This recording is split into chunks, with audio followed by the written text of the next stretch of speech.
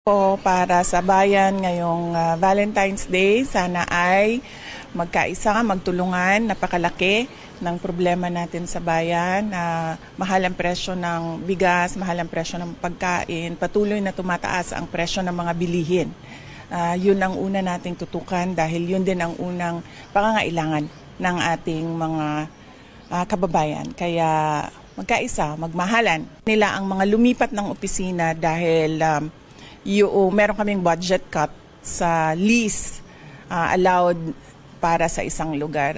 Yung mga iba na hindi pasok sa limit namin sa pagbayad ng upa ay lumipat ng mga offices. Hindi kami makakabigay ng medical and burial assistance sa ating mga kababayan.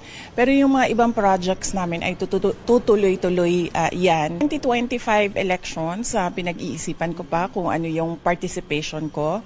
Hindi ko alam kung makakatulong o makakasama sa mga kandidato ang pag-endorso ko sa kanila. Kaya pinag-iisipan ko yun ng maayos dahil kung ang hindi pag-endorso ay makakatulong sa isang kandidato, gagawin ko yon. Kaya pag-iisipan ko kung anong participation ko sa darating na 2025 elections. I'm seriously considering running in the 2028 presidential elections dahil sa mga nakikita natin sa bayan natin na dapat ayusin, dapat baguhin, kailangan maging competitive tayo sa mga kapitbahay natin dito sa ating region at hindi lang sa region kundi sa buong mundo. Napapag-iwanan na ang Pilipinas at ayaw natin yun.